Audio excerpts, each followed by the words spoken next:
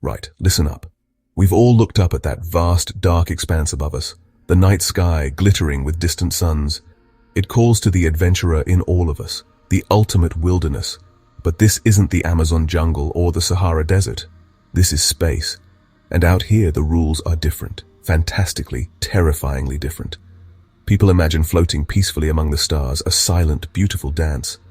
But what if you were out there with no gear, no helmet, no suit? Just you against the raw, untamed void. It's the ultimate survival scenario, one where your opponent is the universe itself. And it doesn't play fair. The truth of surviving in space without protection is a brutal one. It's far stranger and more violent than most films would have you believe. Forget the slow, graceful drifting. Forget poetic last words. We're talking about a rapid physiological catastrophe.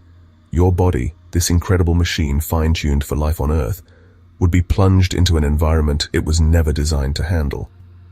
Understanding what really happens is crucial, not just for would-be space explorers, but for anyone who wants to respect the sheer power of the cosmos.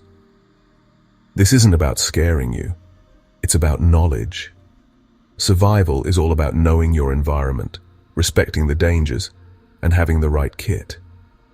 We're going to peel back the layers of Hollywood fiction and look at the cold, hard science. We'll break down the threats one by one. The vacuum, the cold, the heat, the radiation. It's a hostile place, more hostile than any on Earth. So let's embark on this journey. We'll step out of the airlock, metaphorically speaking, and face the void head on. The moment the airlock door opens and you're exposed, the first thing your body registers is not the cold, not the dark, but the pressure change, or rather, the complete lack of pressure. Here on Earth, we live at the bottom of an ocean of air.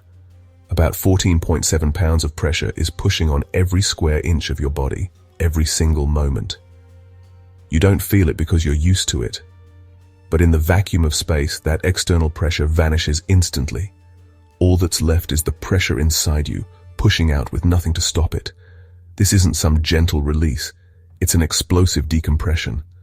The first and most critical thing to happen is that the air in your lungs will expand with ferocious speed. Your survival instinct might scream at you to hold your breath, to keep that precious oxygen inside.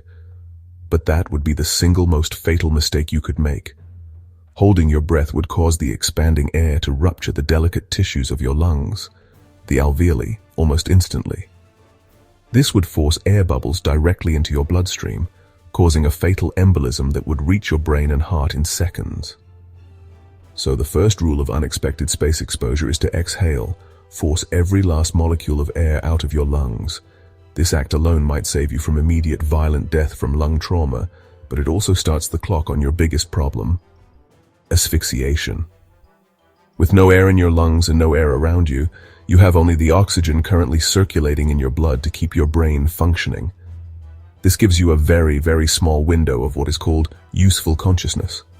We're not talking minutes, we're talking a handful of seconds before you pass out. Once you've exhaled to save your lungs, the clock is ticking. The number one killer in space isn't the cold or the vacuum, it's the simple lack of oxygen. Your brain is an incredibly greedy organ, consuming about 20% of the oxygen your body uses, despite being only 2% of your body weight. Without a constant supply, it starts to shut down. The oxygen that is already dissolved in your blood is all you have left.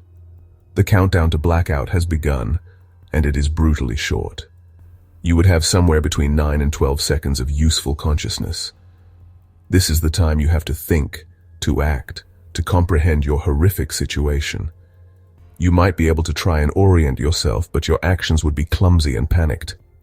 After this short window, your brain, starved of fuel, will shut down to protect itself.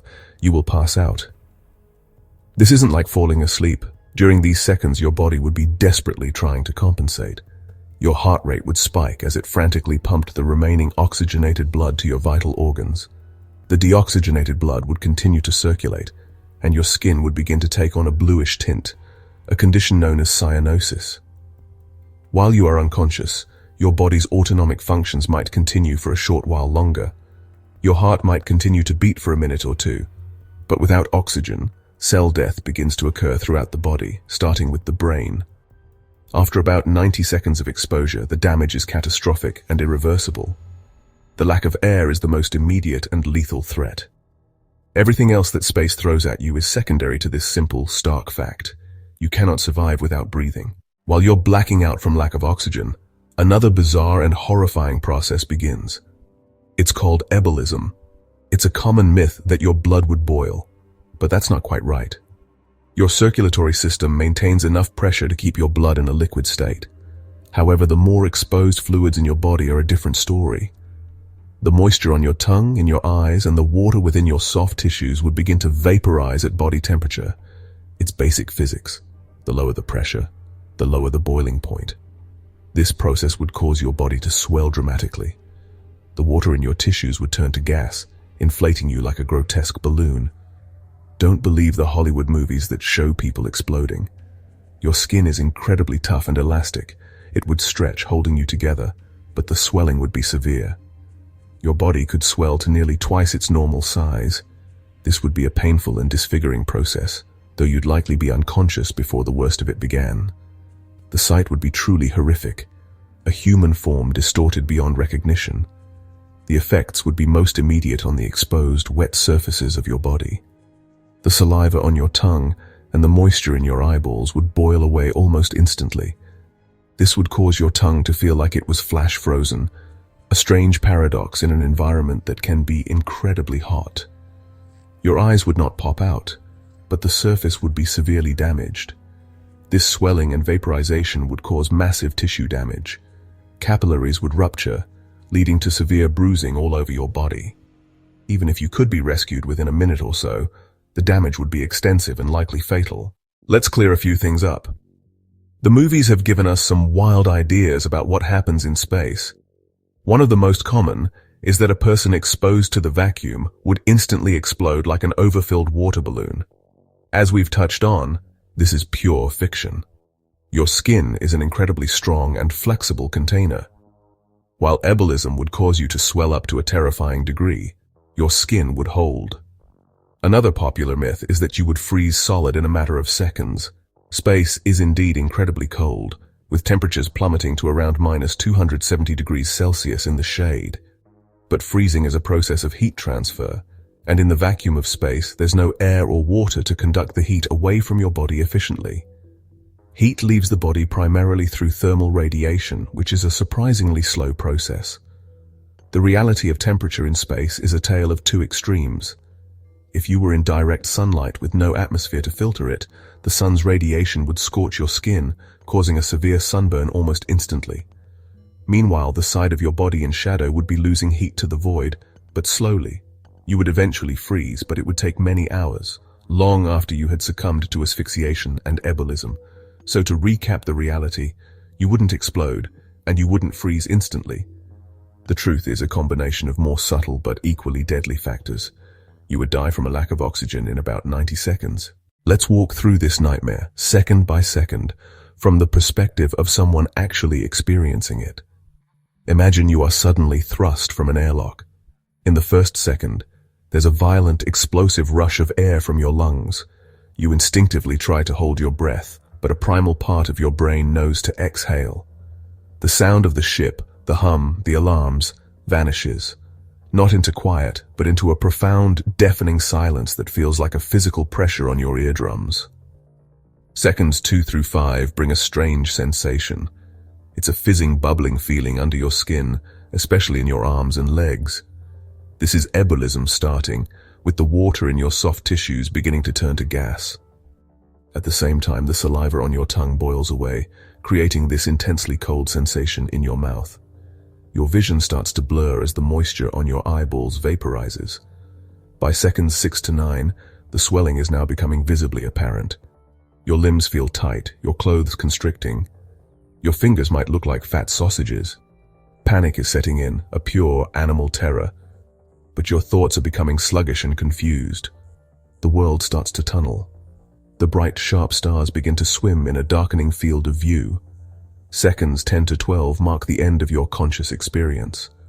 The last thing you might perceive is the beautiful, silent earth hanging in the void, a blue marble you can never return to. Or maybe it's just the blackness closing in, the last sparks of electricity in your oxygen-starved brain firing randomly. Then, nothing. You slip into unconsciousness. Your body continues its grim transformation, swelling, bruising, baking on one side, slowly freezing on the other, but you are no longer aware of it. Beyond the immediate threats of vacuum and temperature, there's a more insidious danger lurking in space: radiation. Here on Earth, we're protected by our planet's magnetic field and thick atmosphere, which act as a massive shield, deflecting harmful cosmic rays and solar radiation. In space, you are completely exposed to this invisible bombardment. It's kinda like standing next to a leaking nuclear reactor without any protective gear. This radiation comes in several forms, from the constant stream of particles in the solar wind to high-energy galactic cosmic rays from distant supernova. If you were exposed without a suit, you'd receive a massive, lethal dose of radiation in a very short time.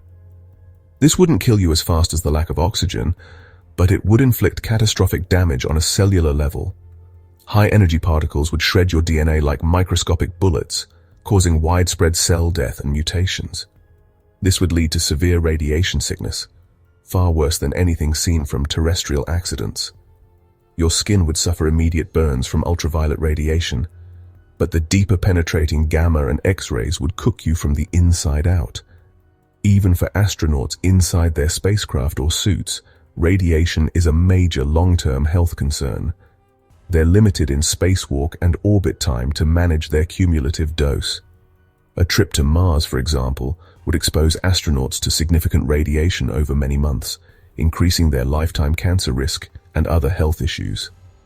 The spacecraft provides some shielding, but it can't block everything, especially the most energetic galactic cosmic rays. This is one of the biggest technical challenges for long-duration spaceflight. So, how do astronauts survive in this ridiculously hostile environment? The answer is one of the most incredible pieces of survival gear ever invented: the spacesuit. It's not just a set of clothes, it's a personal, human-shaped spacecraft. Its primary job is to create a small, mobile bubble of Earth-like environment around an astronaut. First and foremost, the suit provides pressure. An internal layer, called the pressure garment, is filled with breathable air or pure oxygen, pushing outwards with the same force that the atmosphere does on Earth. Connected to this is a life support system, usually worn as a backpack, that provides a constant supply of oxygen, removes the carbon dioxide you exhale, and manages the suit's power and communications. Next, the suit tackles the extreme temperatures. It's covered in multiple layers of advanced insulation, kinda like a high-tech thermos. The outer layers are highly reflective to bounce away the intense solar radiation. To deal with the body's own heat, the suit has a liquid cooling and ventilation garment. This is basically a set of long underwear with tubes woven into it, through which cool water is constantly pumped. Finally, the suit provides protection from radiation and micrometeoroids. The layers of fabric and the helmet's visor are designed to block a significant amount of UV and other harmful radiation. From providing air to maintaining pressure and temperature, the spacesuit is a marvel of engineering, a wearable fortress that makes human exploration of the final frontier possible. The raw, unfiltered reality of space is a humbling thing. It is an environment of profound beauty and absolute lethality. To face it without protection is to face certain, rapid, and violent death.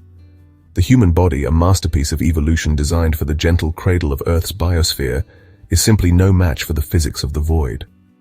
The lack of pressure, the absence of air, the extremes of temperature, and the constant rain of radiation all combine to make space the most unforgiving wilderness imaginable. There is no surviving this encounter. There's only a sequence of physiological failures.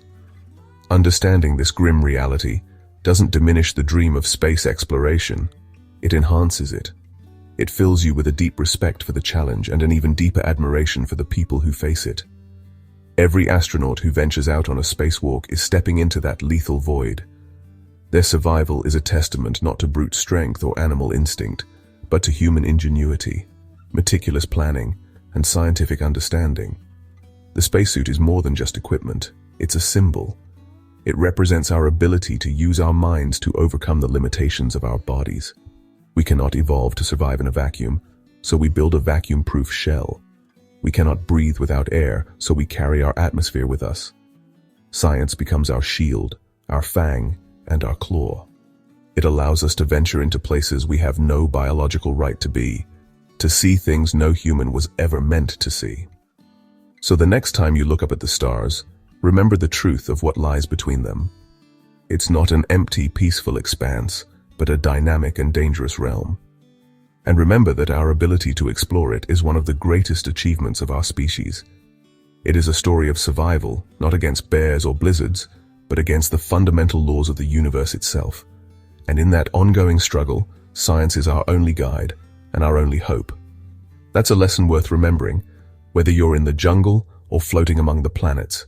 Stay prepared, stay smart, survive,